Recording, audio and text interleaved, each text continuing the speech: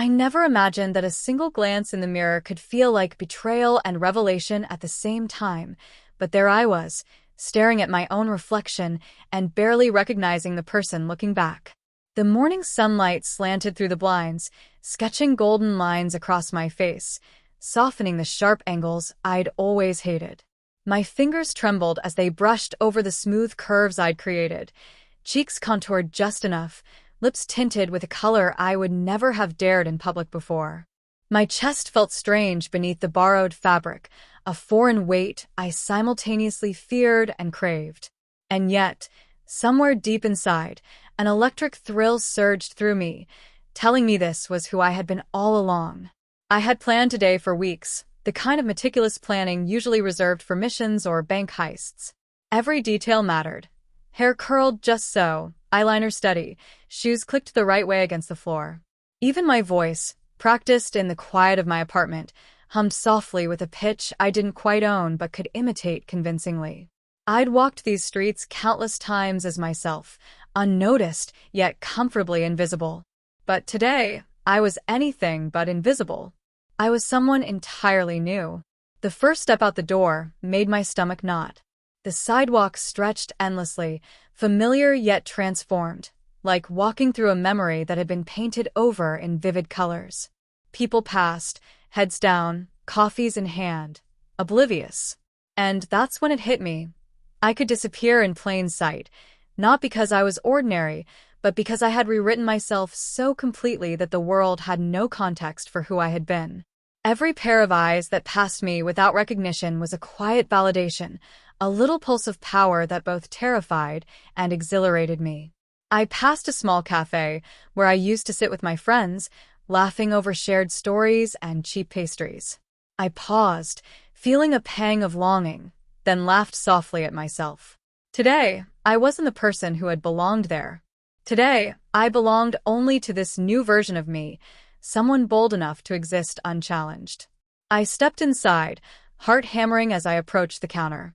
My voice, practiced yet fluid, ordered a latte, and the barista gave me a friendly nod. Nothing in the world had changed, except everything inside me had.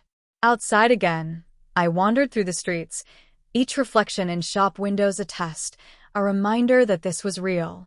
I studied every detail, the sway of my hips, the way my skirt brushed my knees, the subtle strength in my shoulders disguised as softness. People smiled at me, offered space, glanced, and moved on. And with every unnoticed recognition, I felt layers of fear peel away, revealing a strange, luminous confidence. But fear lingered, a shadow behind the thrill. What if someone saw through me? What if my carefully constructed identity crumbled in a single glance? I paused at a crosswalk, letting the world move around me, letting the city breathe me in and spit me out without question. And in that suspended moment, I understood something I hadn't fully allowed myself to feel. The freedom wasn't just in the clothes, the makeup, the voice. It was in finally letting myself exist without the weight of expectation, without the suffocating confines of who I was supposed to be. The world didn't know me. And maybe, just maybe, that was the most exhilarating thing of all. The city seemed different through this lens. It wasn't just the clothes or the soft hum of confidence in my chest. It was the way every step felt like a statement, every glance like a tiny ripple in the fabric of reality. I wandered down streets I had known for years but now saw as if I were seeing them for the first time, the edges softened, the colors warmer, the sound sharper. The chatter of people, the scrape of tires on asphalt, even the faint scent of roasted coffee and wet pavement all felt amplified, like the city was whispering its secrets, just to me. And yet, every amplified detail carried a shadow of anxiety, a reminder that my illusion could shatter with a single misstep. I passed a park, the iron gates flaking green paint, children laughing like birds, parents leaning on strollers, lost in their own worlds. I lingered near a fountain, pretending to tie my shoes, pretending to check my phone, all the while measuring the space I occupied. I could feel the stares of strangers in the corner of my vision, fleeting but undeniable, and each time I caught one, my chest skipped a beat. But no one recognized me. No one even suspected. I could exist like this, an entirely new person, and the world would adjust without question. Sitting on a bench, I let myself exhale for the first time since leaving my apartment. The skirt felt light on my legs. The curls in my hair brushed against my shoulders with a soft rhythm that reminded me I was alive in a way I hadn't been before. I could feel the weight of my old self pressing against my ribs, a quiet whisper of doubt asking if this was reckless, unnatural, or foolish.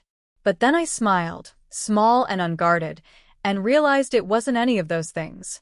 It was necessary. It was liberation masquerading as audacity. I could almost laugh at how long I had denied myself this. How long I had hidden under baggy sweaters and neutral tones, under self-consciousness that didn't belong to the real me. A woman walked past, her tote bag brushing mine, and for a moment I wondered if she could sense the tremor of unfamiliarity in my steps. She didn't. She smiled politely, nodded, and moved on. That tiny interaction, ordinary to her, felt monumental to me. It was validation that I could navigate the world unencumbered by expectation, that I could be seen as someone entirely new and yet wholly present. My reflection in a nearby store window caught my eye again, and this time I didn't flinch. The contours of my face, the way my eyes caught the light, the subtle curve of my lips, I owned it. It wasn't imitation anymore. It was self. I wandered further, letting instinct guide me, and found myself in a quiet alleyway adorned with graffiti and the faint smell of spray paint and rain. It was raw, chaotic, unapologetic, the kind of place that made me feel alive in a way polished streets never could. I ran a hand along the chipped brick, feeling the rough texture beneath my fingers, grounding me in the present. I imagined the person I had been before, the careful, cautious version of myself, shrinking at the thought of walking here in plain sight. And then I smiled at the thought that she wouldn't recognize me even if she did. She wouldn't exist here. I was untethered, unbound, and it was intoxicating. But freedom carries its own tension. Each step forward reminded me of the precariousness of my new reality. I caught a reflection in a puddle, the distorted mirror of water giving me glimpses of both who I was and who I was becoming. The uncertainty gnawed at the edges of my mind. What if someone I knew happened to see me? What if the fragile illusion shattered and left me exposed, vulnerable in a way I wasn't ready to handle? My pulse quickened, and yet I kept moving. I was learning to thrive in that tension, to let the fear coexist with exhilaration instead of crushing it. I drifted into a boutique I had often admired from the outside, but never entered. The bell chimed as I pushed the door open, and suddenly, I was in a world of textures and colors that mirrored the kaleidoscope inside me. Fabrics brushed against my fingers like whispers of encouragement. I picked up a soft blouse, pale lavender, and held it against myself, imagining how it would feel, how it would move with me, how it would make me feel seen without speaking a word. The attendant offered a polite smile, and I returned it, heart hammering as I realized again how normal it all seemed to everyone else. And yet, for me, it was revolutionary. I spent what felt like hours trying on clothes in the fitting room, each change a small act of defiance, each glance in the mirror a quiet confirmation that I could exist on my own terms. I noticed things I'd never paid attention to before, the way my shoulders sloped, the gentle curve of my waist, the tilt of my chin, and for the first time, I didn't want to hide any of it. I wanted to accentuate it, celebrate it, let it breathe. And as I emerged from the fitting room in a blouse that felt like armor, I caught a reflection in a nearby mirror that stopped me cold. It wasn't the woman I had been, and it wasn't a disguise. It was someone fully, terrifyingly, gloriously real. My chest tightened, not with fear, but with an overwhelming sense of possibility. The walk home felt like a different journey. Each footstep was heavier with intention, each glance over my shoulder lighter with ease. People passed by, strangers whose lives would never intersect with mine, and yet I felt connected to them in a strange, exhilarating way.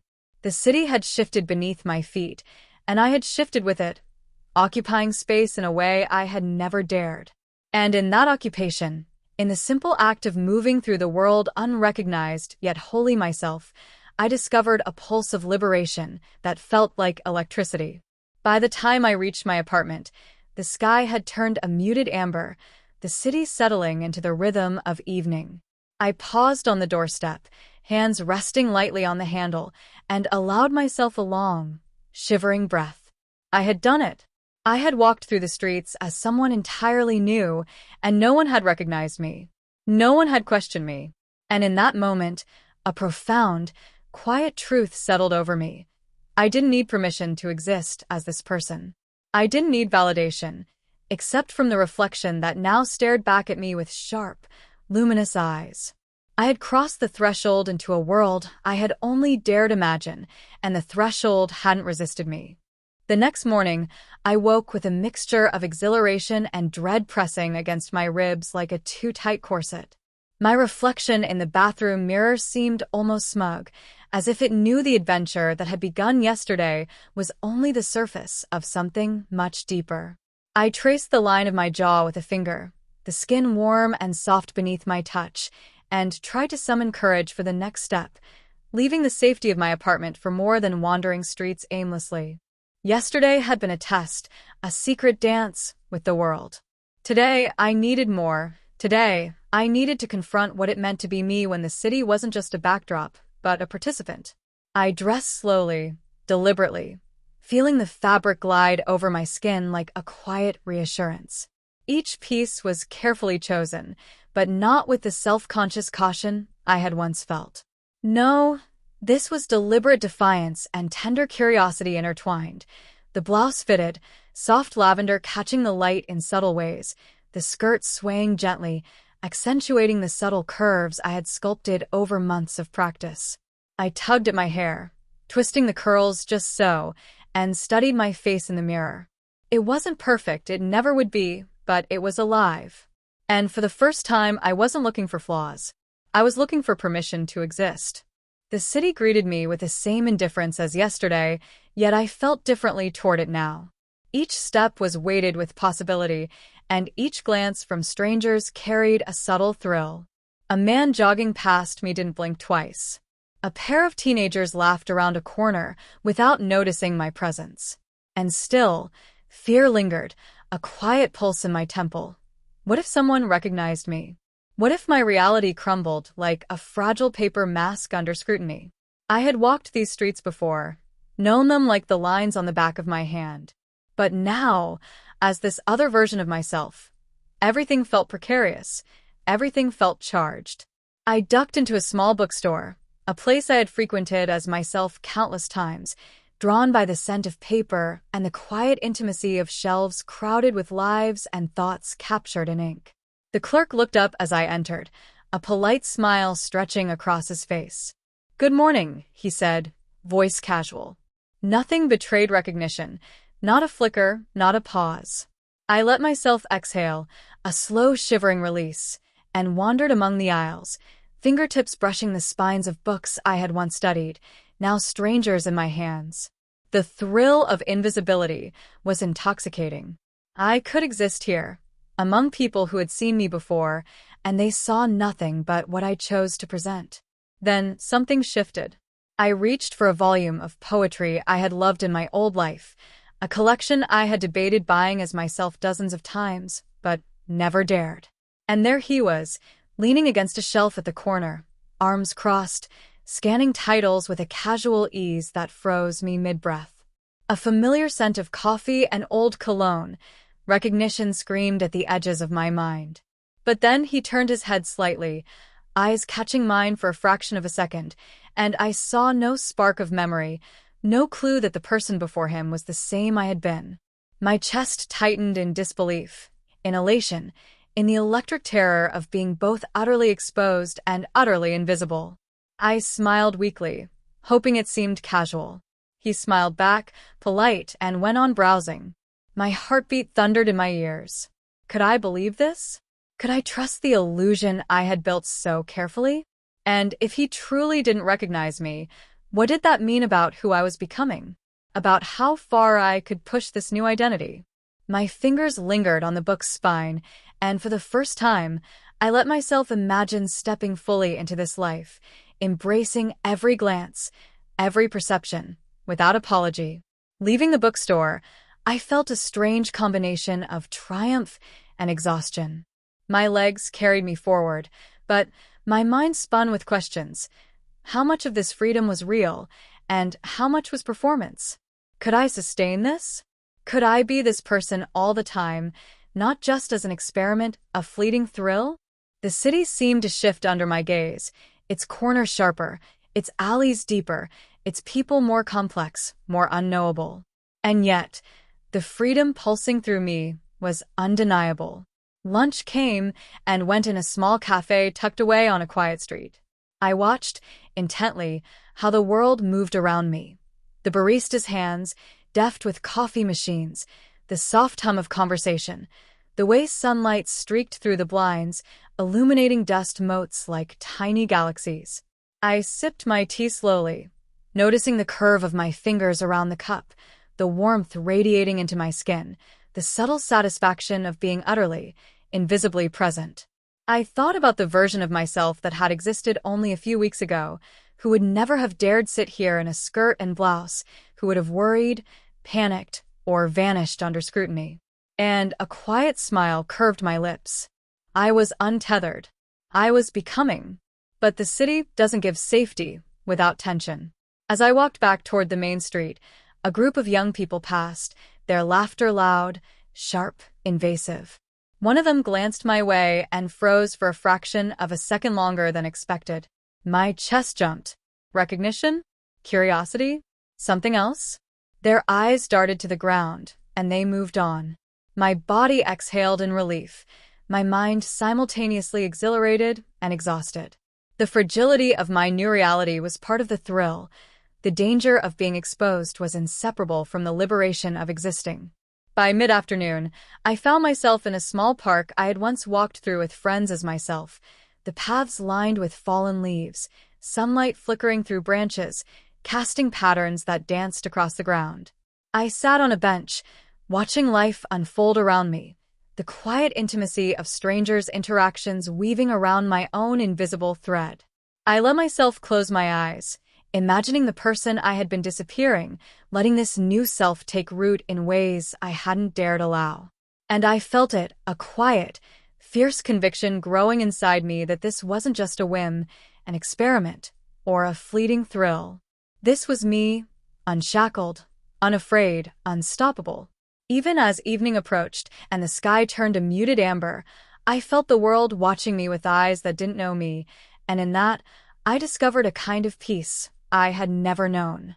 The tension of secrecy, the thrill of invisibility, and the quiet beauty of being wholly myself collided into something almost sacred. And I knew, without a doubt, that I would continue to walk these streets, continue to explore this life, continue to test the boundaries of who I could be. Because the truth, terrifying and liberating, was simple. No one recognized me, and for the first time in my life, I had nothing to hide. The following morning, the air in my apartment felt heavier than usual, thick with anticipation and a strange, nervous energy I couldn't shake. I perched on the edge of my bed, fingers tapping against the sheets, staring at my reflection in the dresser mirror. The woman staring back at me had become more familiar than the man I had once known as myself, and yet there was an uncanny strangeness in her eyes, a tension that hummed beneath the surface. Today wasn't going to be simple. I had decided, somehow bravely, some recklessly, to venture into spaces I frequented as myself, fully dressed as her, to see if the world would treat me differently. I dressed slowly, almost ritualistically, tracing each contour, smoothing every wrinkle in the blouse, making sure the skirt fell just so, ensuring the soft curls of my hair framed my face perfectly. Every detail mattered, not for vanity, but for survival in a world I was only beginning to learn how to navigate as her. My reflection smiled at me faintly, a quiet affirmation that the performance had already merged with reality. And yet, deep in the pit of my stomach, a flicker of doubt lingered. What if I misstepped? What if someone recognized me after all? My pulse quickened, a rhythmic warning echoing in my ears. Stepping out into the city, I felt the familiar rush of exhilaration, the thrill of invisibility, the electric hum of possibility. People moved around me, and yet I felt more aware than ever. Every glance, every pause of attention, every subtle shift in body language became a test. I walked past a cafe I had frequented as myself, noticing the same barista, the same chatter, the same faint smell of roasting coffee, and yet I felt different. Somehow sharper, more present, more visible in a way that didn't depend on recognition. And still, the fear lingered like a shadow at the edges of my awareness, a reminder that freedom was never without risk. I decided to enter a busy department store, a place I had visited countless times as myself. The fluorescent lights hummed above me, illuminating racks of clothes and the polished floors that reflected every footstep. I moved through the aisles with careful attention, feeling the subtle sway of my skirt, the gentle bounce of my curls, the rhythm of my heartbeat syncing with the world around me. I passed familiar sections, the cosmetics aisle, the shoe displays, the perfume counter, and a strange sense of dislocation washed over me. I was in the same place, but the world saw me differently, and I realized for the first time how deeply perception shaped reality. Then, near the home goods section, I heard a familiar voice calling out, soft, hesitant, unmistakable. My heart lurched violently. I froze, muscles tight, eyes scanning the area for the source. It was him.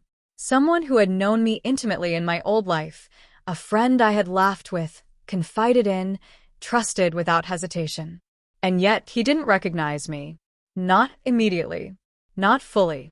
There was only a flicker, a pause in his motion as his gaze lingered a fraction too long. My pulse thundered, and the world contracted to the narrow space between us. I forced myself to breathe slowly, to soften my expression, to move naturally, and the moment passed. He turned away, distracted by something else on the shelf, and relief and exhilaration collided in my chest. I had passed the test. He hadn't recognized me. And yet, the encounter left a residue of tension that I couldn't shake, a lingering awareness of how close exposure could be, how fragile this existence was. Every step after that felt heavier. Every glance from strangers more loaded, as if the city itself was attuned to my secret and testing my nerve. I retreated to a quieter street, seeking the sanctuary of anonymity. As I walked, I reflected on the emotional layers that had accumulated over the past days. The thrill, the fear, the curiosity, the liberation.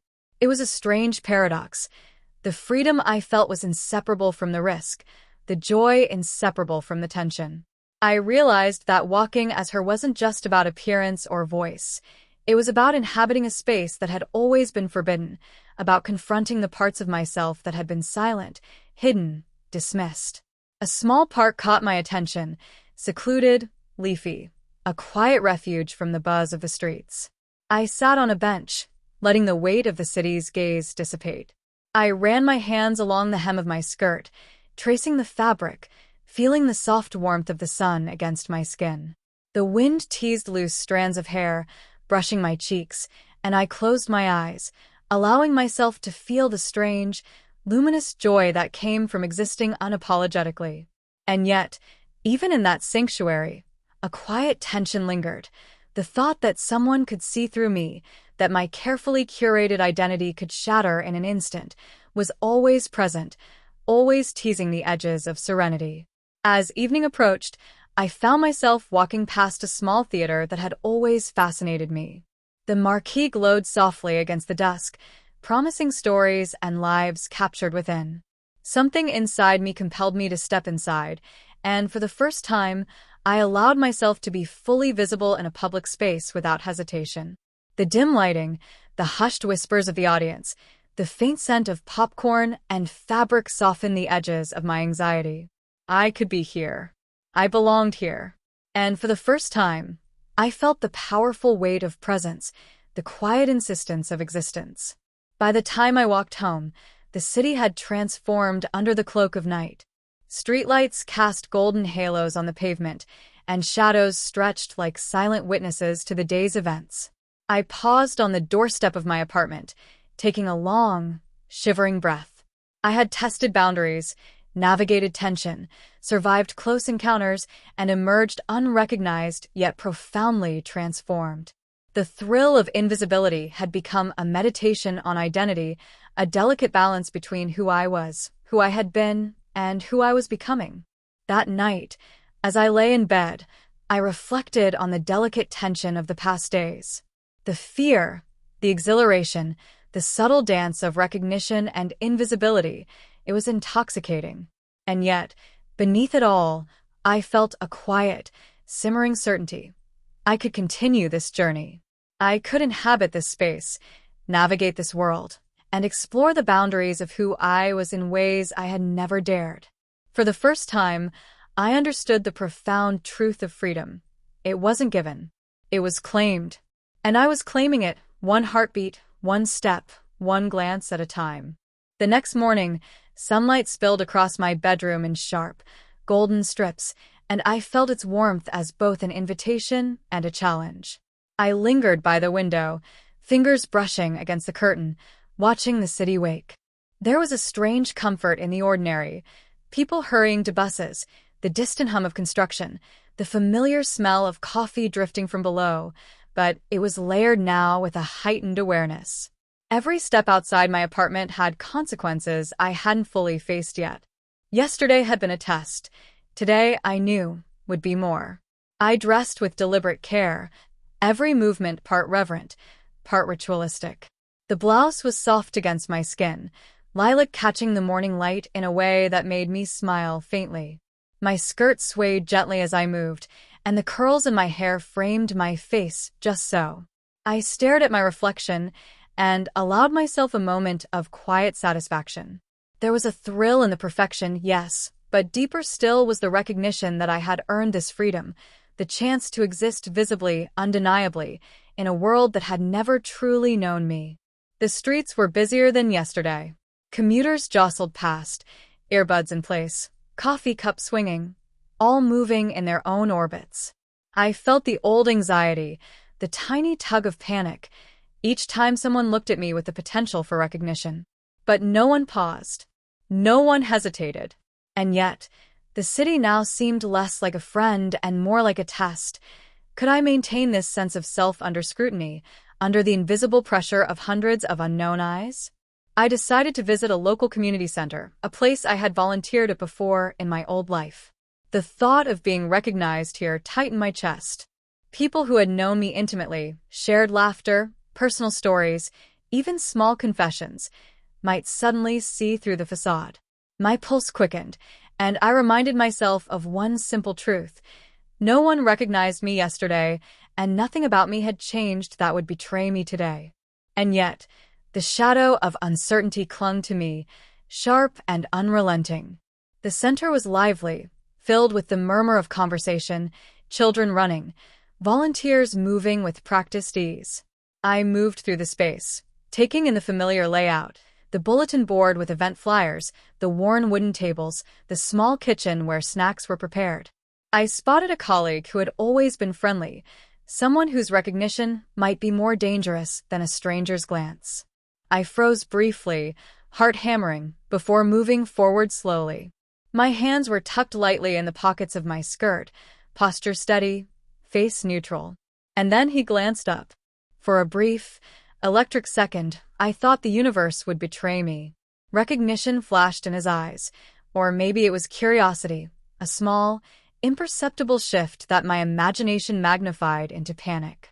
He blinked, glanced again, and then moved on, engrossed in paperwork. Relief surged through me, but beneath it simmered a strange, sharp awareness.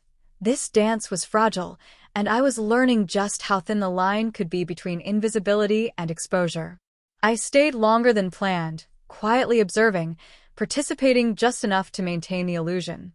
And as I moved through the rooms, interacting carefully, I felt a new layer of confidence forming, not the brash, reckless thrill of yesterday, but something deeper, steadier, more resilient. This was more than a disguise.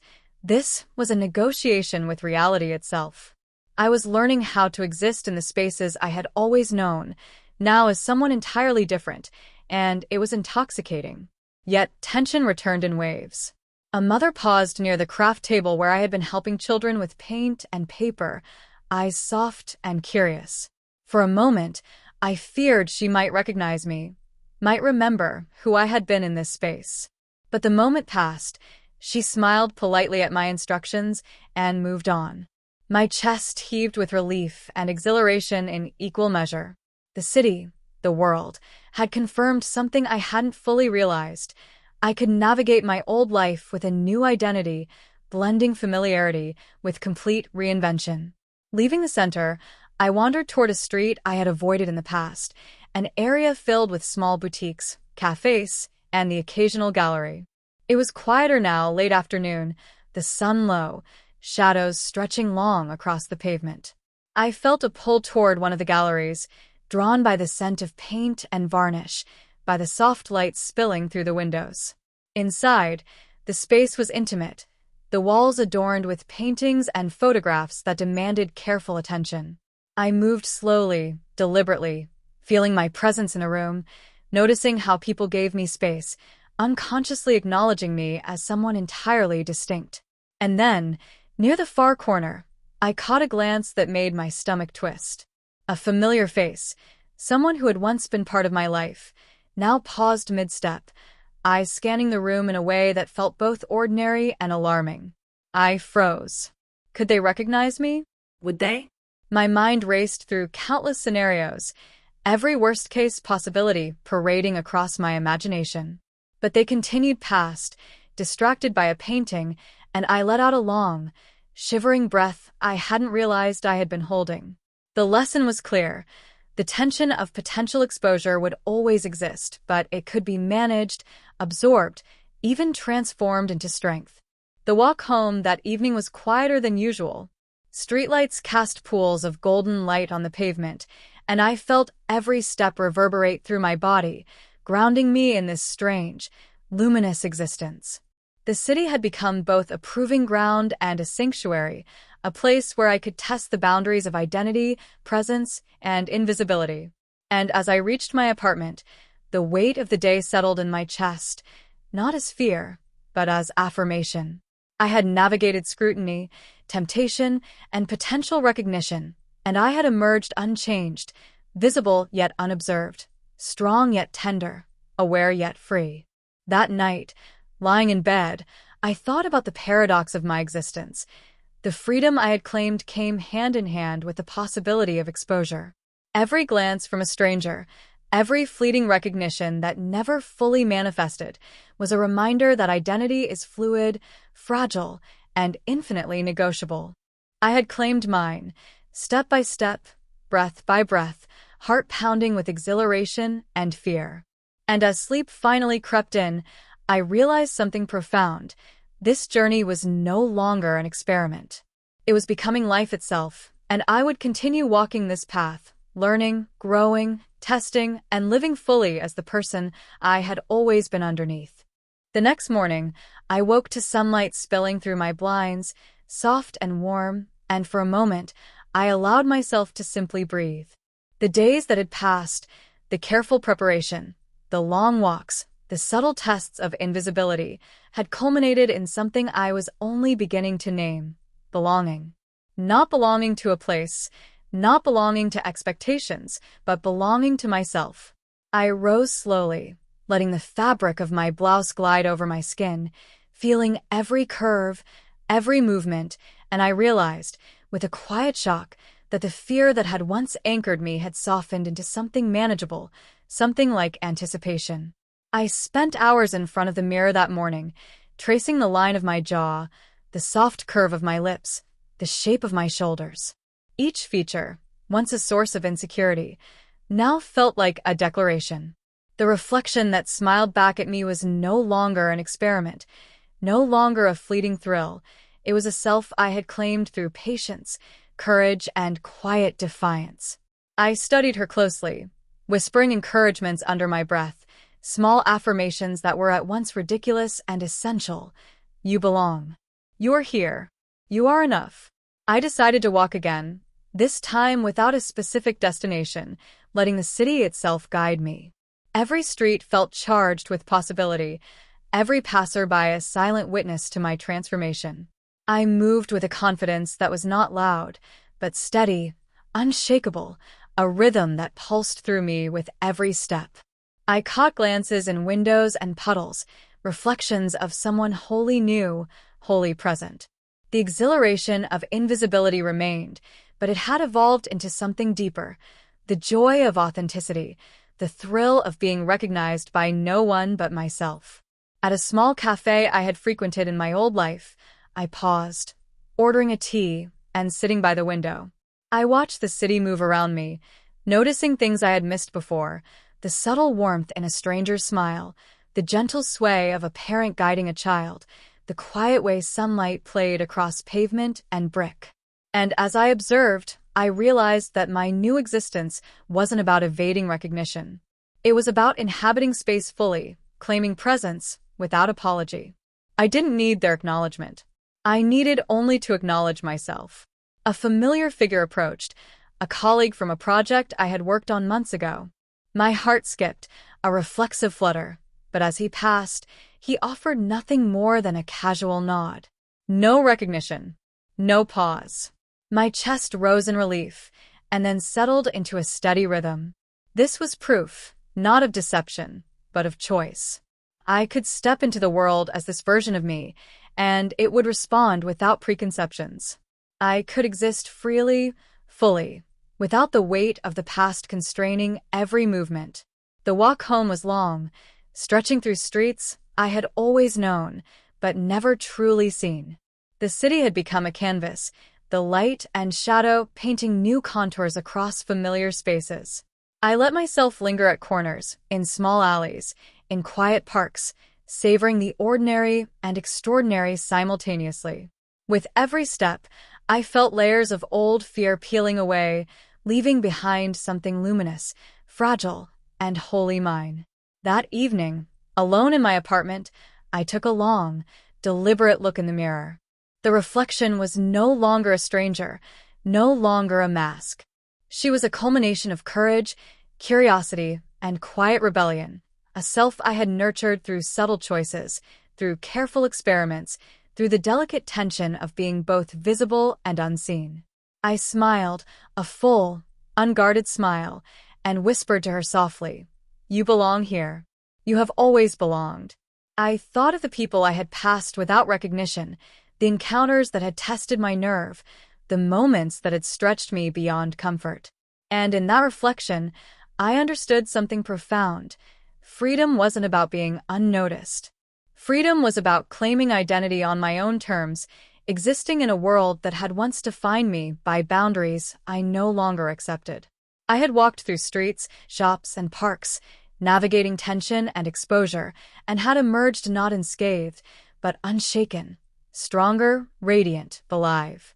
The city outside glimmered in the fading twilight, a pulse of light and life and endless possibility. I let the quiet settle over me, a gentle affirmation that I could continue, that the journey was ongoing, that every step forward would bring new discoveries. And for the first time, I felt no need to hide, no need to question, no need to doubt. I was visible, I was unrecognized, I was fully myself. And in that truth, I found a liberation so complete, so profoundly exhilarating, that it felt like the first real breath I had ever taken. I leaned against the window, watching the city hum below, and allowed myself to feel it fully. The joy, the fear, the exhilaration, the calm. I had crossed thresholds I had only dared imagine, inhabited identities I had only whispered to in solitude, and emerged whole, unbound, unapologetic. The night deepened, and I felt a quiet, radiant certainty. This was the life I had always sought, the self I had always known, finally free to walk, to exist, to be. And in that moment, I smiled softly, closing my eyes, letting the city and my reflection blend into one luminous, unshakable truth. I was here, I was me, and I would never hide again.